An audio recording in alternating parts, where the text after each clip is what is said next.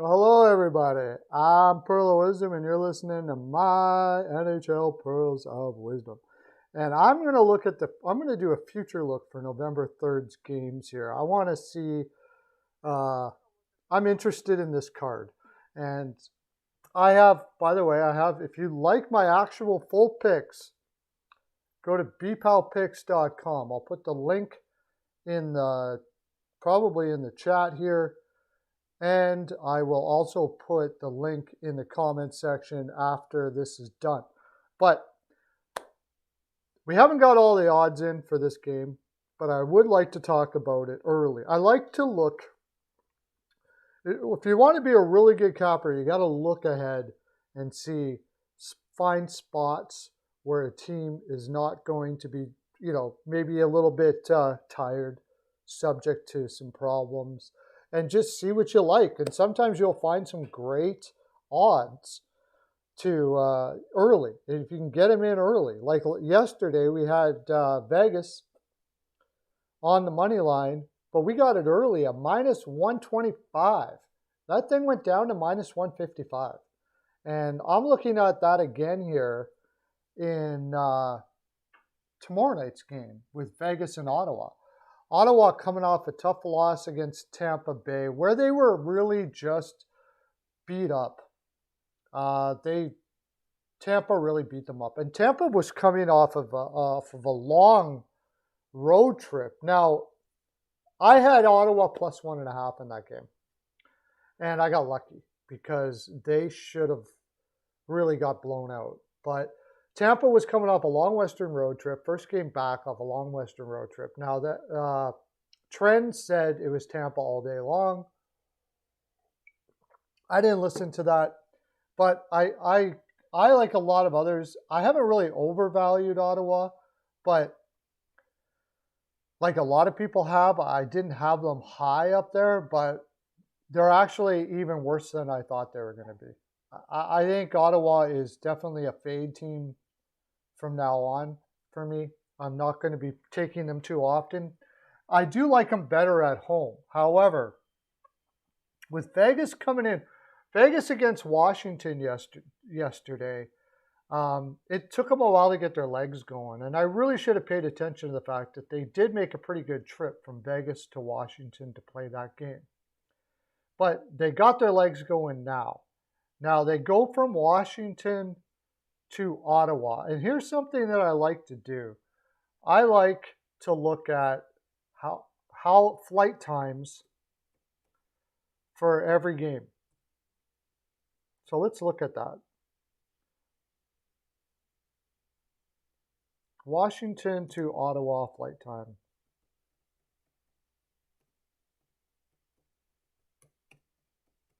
Look it up. I like to look at that. How long does it take to fly?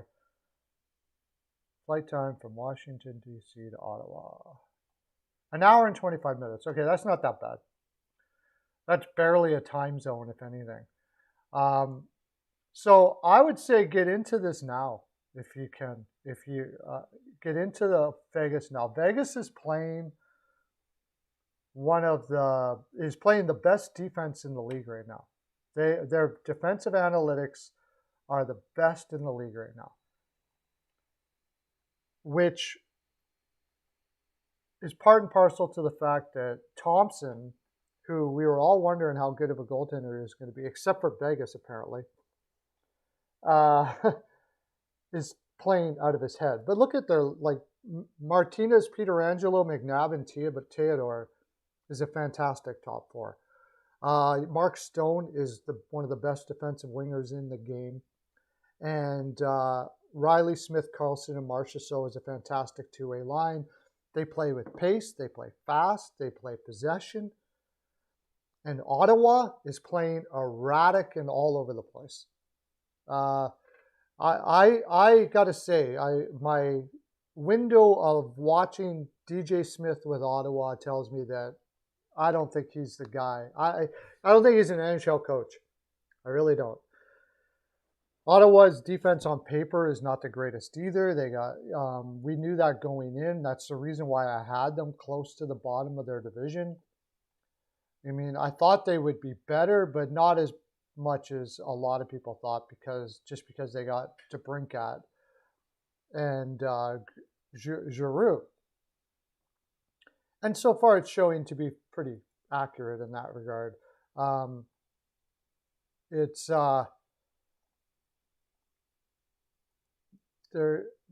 then losing Norris up the middle when you're going to be going up against one of the best teams up the middle in the league. And Shane Pinto has been good. Don't get me wrong, but you got Mark Kostelic and Dylan Gambrell in your 3 and 4 spots. That's a weakness that can be easily exposed by good teams. And I'm pretty sure Vegas will be one to do that. And as far as their defense is concerned, Shabbat seems to be doing it all out there. Jake Sanderson's great, but he's still young. I mean, he's going to be a great defenseman, but he needs some help, man. He needs some help. Nick Holden, Zaitsev, Hamonic. It's just not pretty. So I got to take Vegas here, and I'd get on them early if you can, so you can get some good juice on that, so you can get rid of the juice, because I think the juice is going to go up. Now the problem may be here that Vegas goes with Hill, but both of them have been doing fantastic. So I got Vegas. I think Ottawa will come out like they usually come out hard for Bear first period. So watch for that. As far as the total is concerned, can we get a total here so far? Over 6.5 under. See, Vegas's defense is so good that I'm just not sure Ottawa will be able to score enough against it. Best defense in the league. They like to play, I guess what you like to say, a cycle down low type game. And that's going to be extremely hard to do against Vegas. I'd almost be willing to go Ottawa team total under 2.5 here. So that's for that game. Carolina, Tampa Bay. This is going to be a barn burner, I would imagine.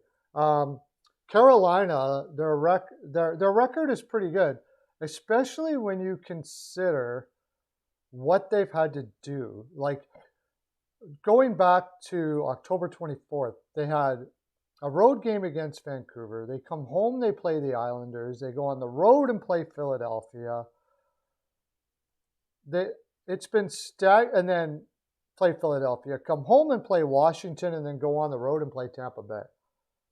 I mean, home, away, home, away, home, away.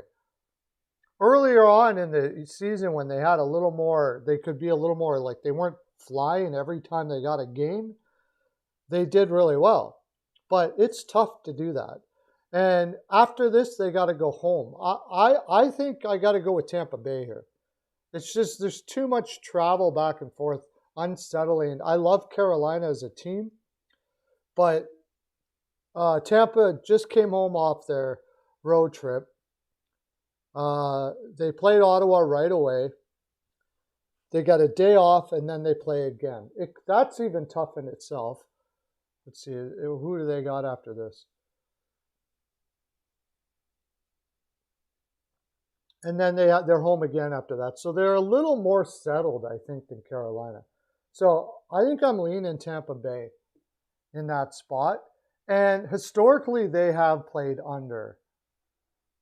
They play each other fairly cautiously. Neither one of them, it seems, really want to get into a gun show with each other. Maybe that'll change here, but I probably go the under. I think right now it's looking like it could be. Okay, it doesn't have it. Bet openly has it as a 6.5. If that is the case, I would for sure go with the under in that game. Washington versus Detroit. This is an interesting matchup. One thing Washington is doing is keeping themselves in games a lot. They're playing fairly good defensively. They're sort of like doing just enough to keep themselves in games, and it's been a struggle with them because they have a really mixed up lineup. especially with Oshie out. You know, they have a lot of players getting to know each other. What's his name? Laviolette has been really shaking up the roster, trying to find something that works here a lot, which makes it tough to score goals and get used to it. They're going to put Anthony Mantha up now with Kuznetsov. So it looks like they're going top heavy against Detroit to try to just, play the crap out of those guys. With Johansson, Strome, and Sheary, Protas, Ehlers, and Snively. Snively comes back in again. He was injured there for a bit. Not much in that bottom nine that really screams. I mean, Dylan Strome has been playing very well. Connor Sheary has too, actually. Maybe it's just a sneaky little team that on paper it looks like, but they're actually getting the most out of their players. Problem is, you've also got John Carlson out, and that really affects the offense. A lot of their offense is based on Carlson. And without him in there, and Trevor Van Riemsdyk playing that high up in the lineup, Nick Jensen has been getting an opportunity to get some points, and he actually has been getting some points, so that bodes well. And Darcy Kemper is actually doing a lot better than I thought he would in Washington. So with that in mind, I think Washington, when they're short guys, they have a tendency to really focus on their defense. Really kind of choke teams out and play a perimeter possession game, not allowing the opposition to get the puck very often, if they can. And then hoping in doing so they can tire out teams and win games on their power play. So that being the case, now Detroit is also doing that. They've shuffled up their lineups here. They got Perron now playing on the top line with Larkin and Raymond. Kubalik has been one of their better players this year, which is really cool for him because he had a difficult time in Chicago. And Michael Rasmussen comes back in again. They're going to try him with Zadina, who has just, I don't know. I don't know if that kid's going to make it or not, man. It doesn't look like it. It looks like he's going to be taken out. Now, Andrew Kopp, who I said when they got him, he's a third-line center, guys. Third-line center. And here he is down on the third line with Soderblom and Ernie. I like that. I like that line. But the problem I see here again is, and this is the reason why Washington is loaded up front, is this team is kind of loaded up front too. So I see an under here. I see an under. Husso will likely be in net for Detroit. Kemper has been playing really well. I don't think Washington's going to try to run and gun with these young legs in Detroit, and they're going to try to keep it low. Low-scoring game, Washington, Detroit.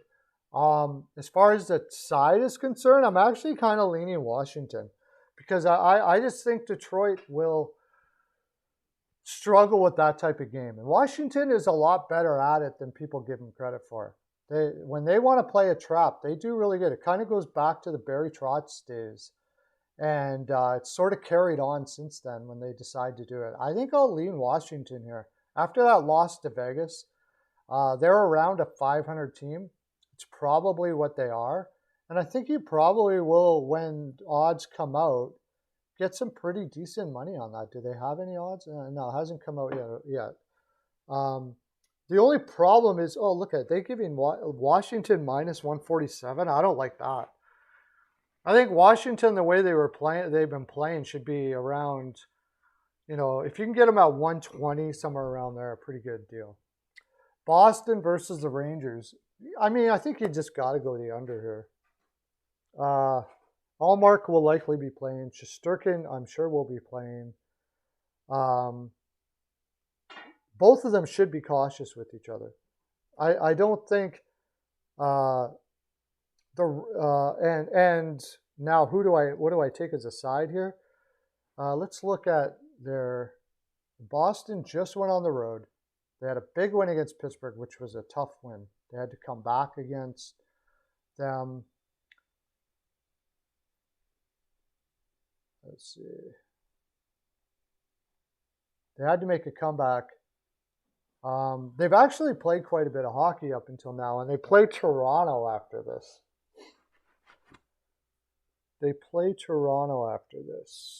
What did they play? They were at home most of the time before this, right? Yeah, a couple of games before that. They had a little break. Played Pittsburgh, played them hard. It's hard to go against Boston. It's hard to go against Boston right now in any spot. They're just playing like warriors.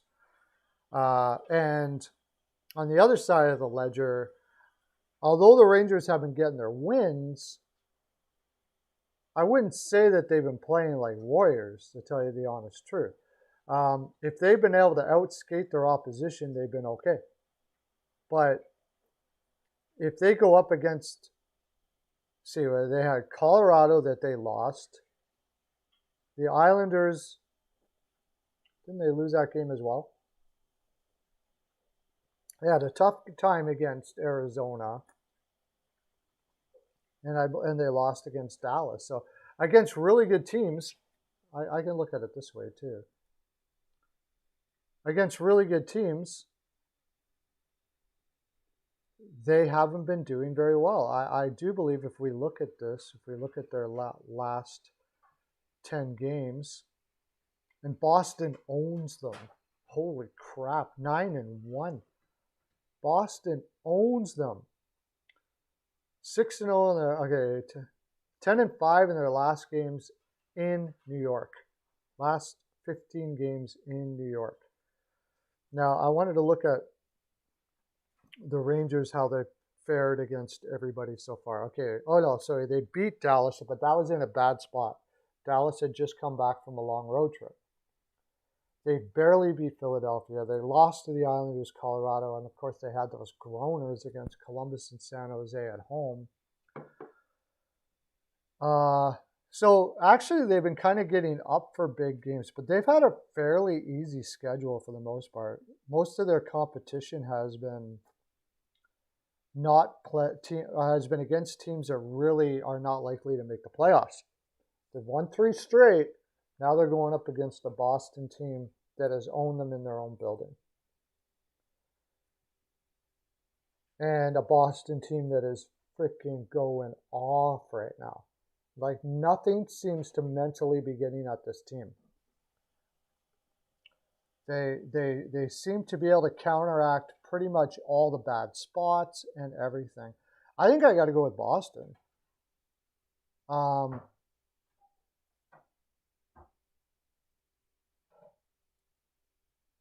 See, Boston, what do you get? Plus 120? If that's what it's going to be, you got to throw a little bit on Boston just because. Whoops. Why did I switch it to baseball?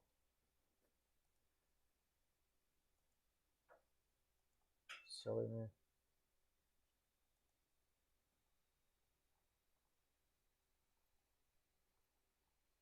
What's going on here?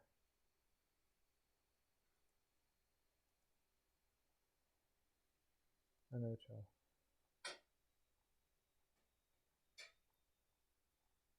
What's going on here? Odds. Okay. There we go. Okay. Yeah, I think I got to go with Boston. I just got to keep on rolling with Boston. They've owned them in that building. They're on a roll. They don't seem to be slowing down. I think I got to go with Boston, and I think probably it's going to be a 5.5 for the total. And Boston's legs might be getting a little tired, so I probably lean the under in this game. You have 2 great goaltenders. Both teams are going to be playing each other hard and tight. So I would say Boston there. Seattle versus Minnesota. Now, Minnesota surprised me, and I went against the trends, and I actually took Montreal plus 1.5 against them last game. Coming off of a long, a fairly decent road trip, playing 3 games in 4 nights. Now you're playing 4 games in 6 nights against a Seattle team that just came back hard against the Calgary Flames. Who, by the way, the Calgary Flames, I have not been high on this year, and I'm kicking myself for putting that kind of money on Calgary last night. I don't know. I guess I was listening to the noise too much. But this is a sneaky play for Seattle, at least at +1.5. 4 games in 6 nights is tough for any team. I don't care who it is. But the problem is Marc-Andre Fleury has hit his stride. And when Marc-Andre Fleury hits his stride, every team, any team can win at any time. I think Jones would be in net. I don't know. I'll probably just avoid this game. Go with the over. Go with the over. If Minnesota can... Oh, no, because Fleury's going to be in net. Tough game. I'm going to have to think about that one a lot more, I think, if I do put anything on that at all. But I'm not a big fan of that game. Islanders versus St. Louis. And St. Louis, everybody was surprised. A lot of people were surprised about their last 2 games and how they lost and stuff like that. But they were on 3 games in 4 nights. They were on 4 games in 6 nights. And now they've got some rest. The Islanders came in against a Chicago team that was on 4 games in 6 nights. And, it fared fairly well and won that game. In this game, I think this is the time. I said it before, so I'm going to stick with it. That I thought this was the game that St. Louis would get their turnaround.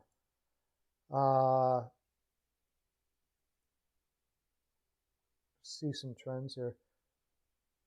The total has gone over in 4 of the Islanders' 5 games when playing on the road against St. Louis. The problem I have with this game is when Binnington starts to falter, it tends to keep on rolling. And Sorokin is just insane. It might be one that I just paid. The Islanders aren't in the best spot. St. Louis should be winning this game. No doubt about that. But if Binnington is playing, has got it in his head and his attitude and negativity and all that stuff like that, he doesn't beat any team. So you got that.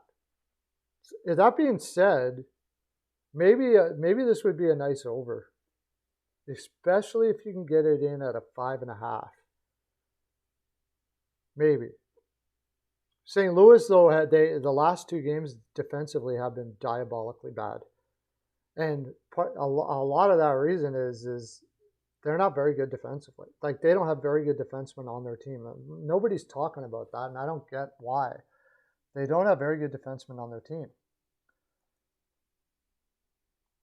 Like, you look at St. Louis's roster, and a lot of it is the players they have on defense are pretty overrated for the most part. Where the heck is St. Louis? They actually have some cap space here. Yeah. Letty, Parayko. Parayko is way overrated. Letty is, what's he doing in a top, I don't know what he's doing up here. He's your top left defenseman? Seriously? I would rather have Torrey Krug there. Justin Folk's having a really good year. I like Justin Folk. But besides that, Torrey Krug is okay. Colton Parayko is way overrated. Nick Letty is bad defensively. Has been for quite some time. And then you got Mikkola and Bortuzzo. And they're wondering, what's the problem in St. Louis? That's the problem in St. Louis. Their offense is fine. Their offense is good. They're top 6. And now they've mixed up their lines all the heck. I like when you see a team mix their lines up like this, I like to go with the under. Over time, these guys can learn to play with each other and stuff like that. But early in the season, when you see lines being mixed up like this, I like to go with the under because they're not going to be being able to pass too much. What should happen here, and what a coach does when they mix their lines up like this, is they want their team to shoot more. Because they don't want them thinking pass. They want them shoot, shoot, shoot, shoot, shoot. So it might be a good time to look at a saves prop for Sorokin. That would be a good time to look at a saves prop for Sorokin. And I would look to the under, actually. I said I was going to look to the over, but I would look to the under. When you see a team change up their lines like that, quite often, they don't really score much. They shoot a lot, but don't really score much. All right, what do we got for the next game?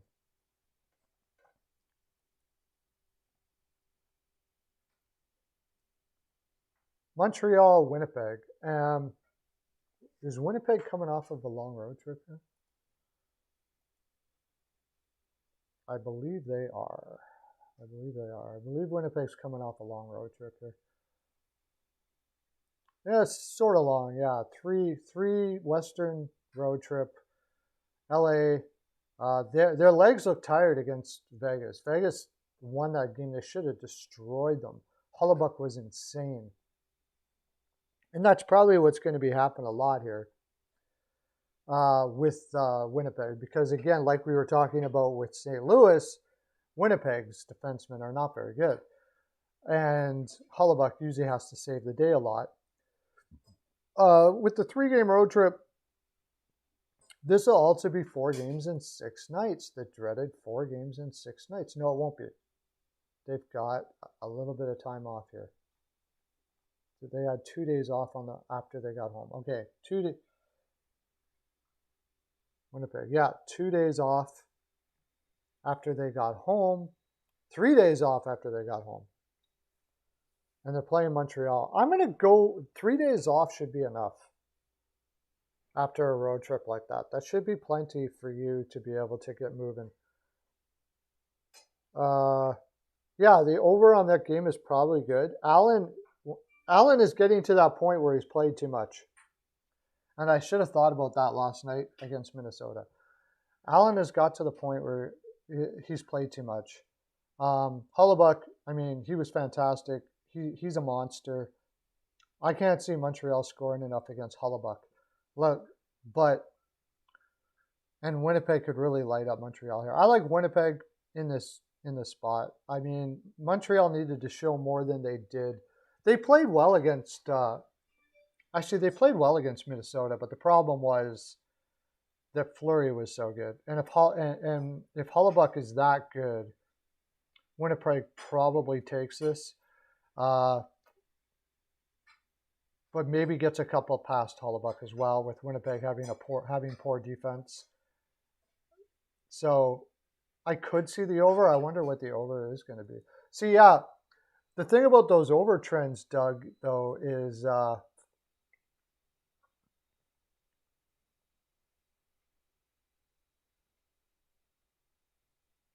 where are we here?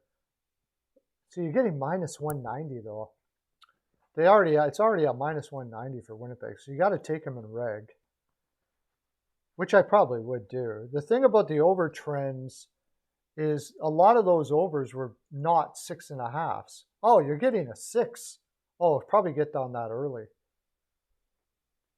Yeah, get on that early. Over 6 now, minus 125. That'll probably move up to a 6.5. So I may put that in. Go over to beepalpicks.com and you can be part of that. No, there's no 5.5s because there was so much scoring last year. But I think that's going to drop because it's so much tighter now. LA, Chicago. With Chicago, Chicago was just playing 4 games in 6 nights. And LA is going to be 4 games in 6 nights during this game. And I do believe Chicago is going to be 5 games in 8 nights on this game. Let's take a look here. Chicago. 1, 2, 3, 4. 5 games in 8 nights. Yeah. In this game. And LA is going to be 4 games in 6 nights in this game. These are tired legs. Tired legs. Quick will be in net. I'm not much for this game. I don't know which team's going to be home. And LA's been totally on the road. Yeah, I think Chicago. I think this is a play for Chicago.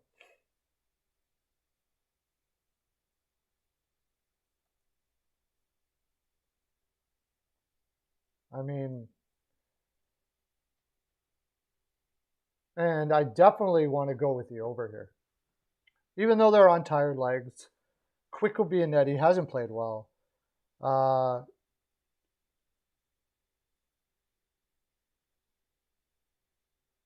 Yeah, well, I mean, he had, what's his name from Chicago has played not too bad, though. He's been a great story so far this year.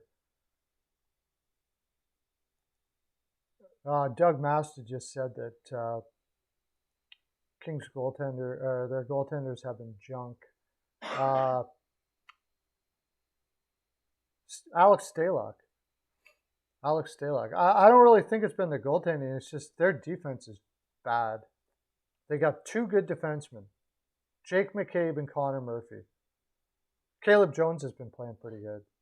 But besides that, you got Philip Roos and Jared Tenorti and Jack Johnson.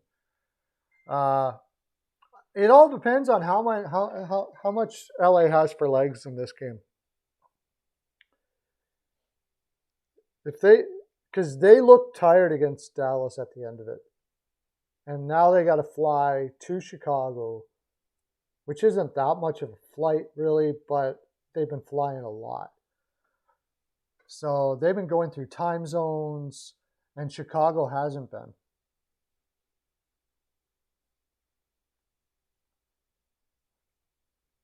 So I think this is a spot for Chicago.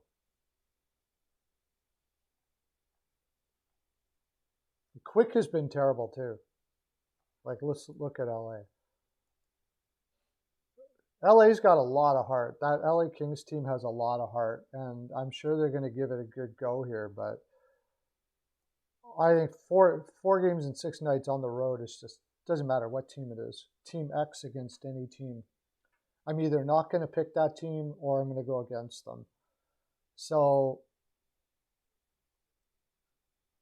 and do they have injuries too? Oh, Brandon Lemieux, Dylan Byfield is. Oh, they've been playing 7 defensemen, which makes sense.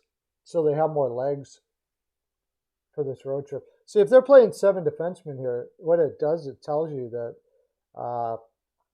they know they're going to be tired, especially their defensemen. So, and what is Quick goalies? Pettersson, oh my gosh, 4.30, yeah. Both of them have been terrible. I probably would go the over here. I think I would definitely go over first period, because both of these teams are probably going to try to get ahead in the first period. If 2 teams being tired like that, they want to get ahead and try to hold on. So I don't know if it's a 6. It's hard not to go against a 6 on an over with these 2 teams. They're both over teams. Who are they playing after? Is LA going home after this? Is this their last game of the road trip? It's been a successful road trip, and it's the last game of the road trip. Yeah, I think I would go Chicago. They got Florida at home 2 days later. I think they'll probably lose against Florida at home too. Man, they've played a crap load of hockey. Holy man, oh man. So, what does Chicago play after this? There's not really any look-ahead games for Chicago in these situations. Oh, they're going on the road after this to Winnipeg. So, yeah, I'm going to go Chicago. Probably the over. Next, Nashville, Calgary. I don't think I want any part of this. Markstrom will be in net.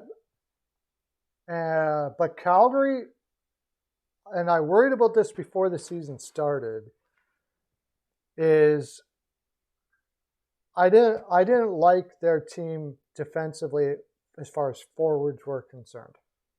Huberdeau is terrible defensively. It's a big drop off. The defense isn't really, this defense isn't used to having to play in their own end as much as they are right now. They're not used to having to play in their end as much as they are right now. When they had Gaudreau and when they had Tkachuk on that team, this team played in the offensive zone way more than in the defensive zone. So, and now it's not the same. It's just not the same having Huberdeau. Huberdeau played a zone defense in Minnesota, and he wasn't even very good at that. And now he's trying to play a man-on-man, and that was a big problem for me. That he would have to play man-on-man defense, and how he was going to get along with Sutter in doing so, and whether he would embrace it or not. And he just didn't seem to have the attitude that was going to embrace that sort of thing. And honestly, he hasn't. So they put Huberdeau and Kadri Mangiapane all on the top line now. Lucic with Lindholm and Toffoli. So Sutter is telling Lindholm and Toffoli to beef up their freaking game. That's what they're doing there. He's putting Lucic up there to tell them to beef up their game. And they don't have Brady Tkachuk anymore. Remember Matthew Tkachuk anymore.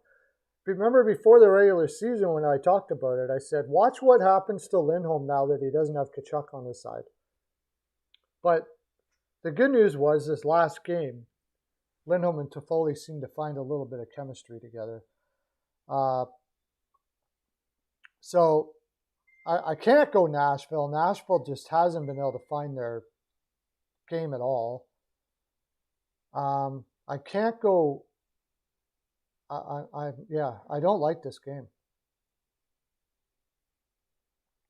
I think if anything here, with Calgary getting lit up they're probably going to be focusing on defense all the crap.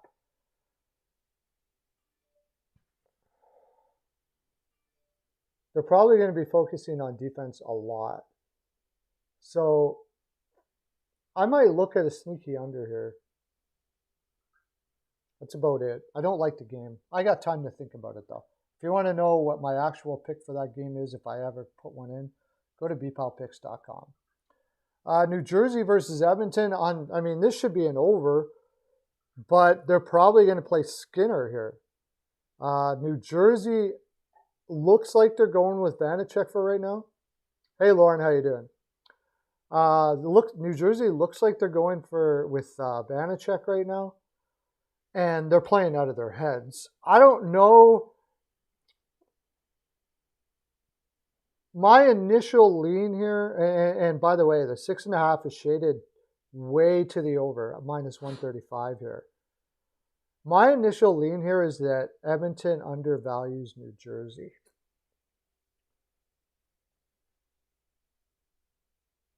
What do you think, Edmonton, New Jersey? I have a feeling like I don't think Edmonton is prepared for how good of a team New Jersey is.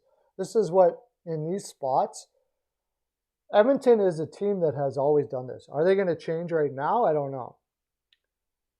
But I have a feeling that Edmonton's going to undervalue New Jersey here. What's their matchup?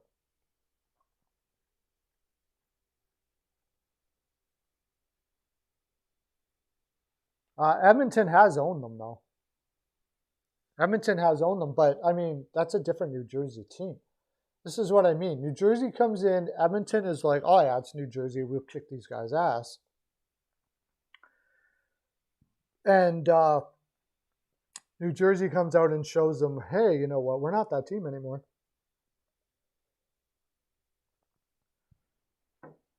But I still got to go the over. How do you not? Except for Skinner is playing so well. And I'm sure Skinner is going to be in here. I'm sure of it. But with the way New Jersey's playing right now, and I don't think they should be, from Vancouver, they're going to Edmonton. So they're going through a time zone. That could be difficult. I'm going to have to really think about this game. New Jersey's going through a time zone. That usually means that, their legs could get tired at the end.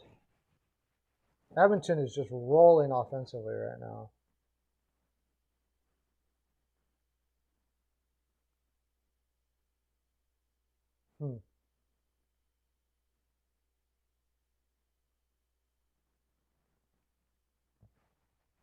Yeah.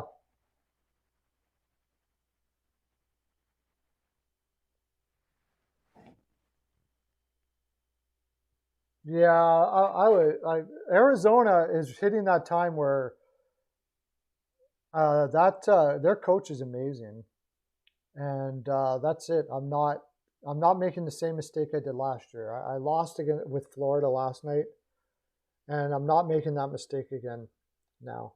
He is an incredible coach, and it takes him a while to get everybody there where they need to be, but when he does, they generally do very well. I don't know about this New Jersey game. You can't deny that Edmonton is playing really well.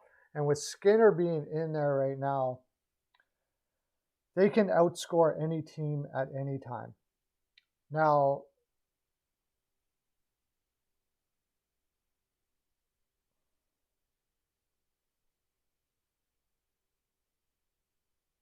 but New Jersey is playing so well. That's a tough game.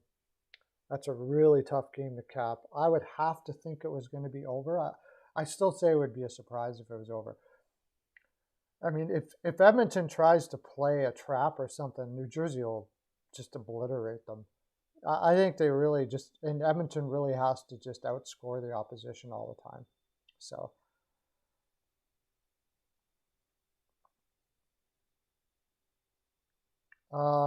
New Jersey, that's not the same though. Florida really, on paper, Florida should destroy Arizona. New Jersey is a much better team this year than still being given credit for. Peyton and I both had them making the playoffs, so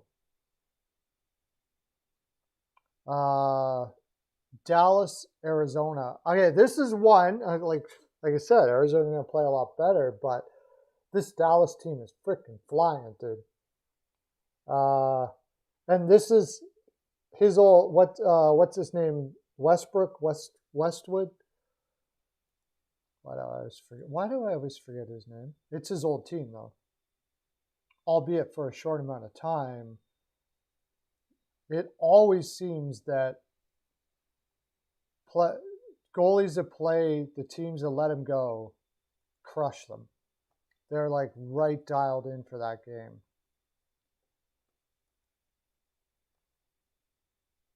With even with Wedgwood, I mean, I think they would play Wedgwood in here no matter what. So I got to go with Dallas here. They're playing too well, and they're playing with a ton of offense.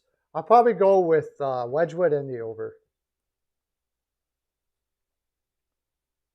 Wedgwood in the over. I really should have thought about that game because Florida is trying to make themselves into a grinded out team. And they're playing Arizona, so I'm learning early in the season. Arizona's not and I've said this all last year too. Arizona is not a team you want to grind it out with. They don't have skill on their back end. You want to outskill them. And I think that's exactly what Dallas will do here. They're not going to screw around and try to dump and chase with the team that has to win that way. It doesn't make any sense. You play a possession game, get a lot of shots. You should be able to play around with it in the offensive zone pretty good. Use your skill and beat them. Why would you play a grinded out game against a team that has to grind it out to win? Okay, we'll go to the next one, and then I got to move out of here soon. So watch this. Make sure you watch all of this after I'm done if you haven't seen it all. I'm going to try to do this a little more because I like talking through the games. So I was actually doing much better capping when I was doing my show last year. So I'm doing it again so I can talk through the games a little more. Anaheim versus Vancouver. I can't trust Vancouver with nothing right now. Can't trust Anaheim defensively. This is over all day long. You're getting a 6 right now. I'm putting that in right now. You can get a 6 for Anaheim, Vancouver right now. Two terrible defensive teams that need to come out hard. Vancouver, the only way they're going to win is with offense. I mean, if they try to play defense, they're going to lose against any team. If they try to play against a trap, they ain't winning nothing. They're just not. So it's either outscore or lose. And Anaheim is pretty much the same way. Both of them are terrible defensively. Gibson hasn't been playing well. Demko hasn't been playing well. You're getting an over 6. That might be my best bet for tomorrow.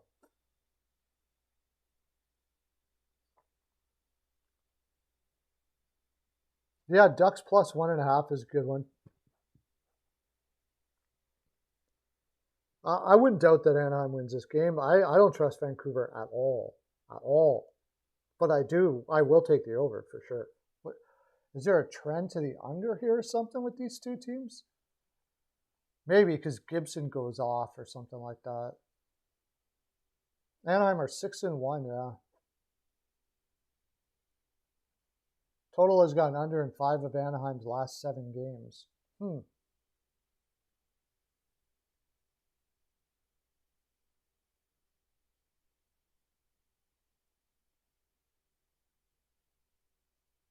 No real trend for these two teams to the under.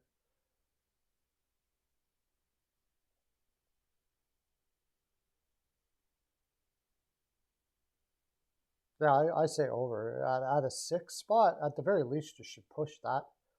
I don't see Vancouver ever playing anything under at all. I mean, maybe my mind changes when I wake up in the morning, but I don't know if it'll be a 6 by then either. So probably something to take right now. And Florida versus San Jose, Florida. I don't even know what's. Okay, Anaheim. Okay, first of all, let me look at what Anaheim has only been on the road for 1, right?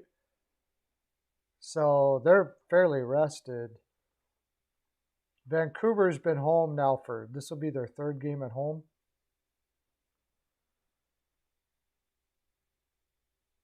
And then this is a spot where Vancouver could pick up points, but whether they will or not, I don't know. I don't trust Anaheim to win tonight, but a trend would tell me I would take Anaheim because of that trend.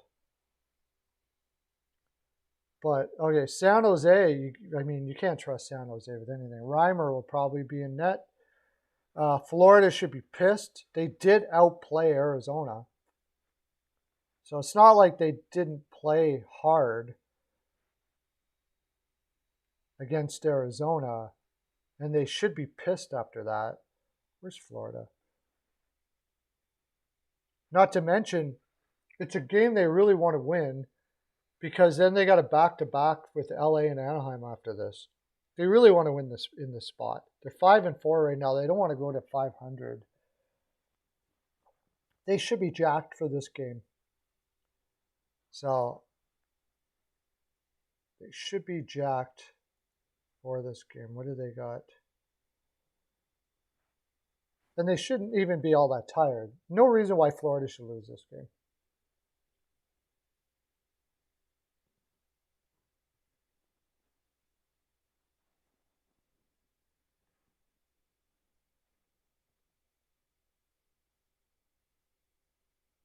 Yeah, I like Ducks plus 1.5. I might use that in a parlay. Okay, guys, that's all I got. I got to get, I got to get to work. So I'm going to let you guys go. Thanks for listening. Watch it afterwards. You can get all your leans and stuff like that. This has been fun. I'm going to try to do it more. Have a great day, everybody. Goodbye.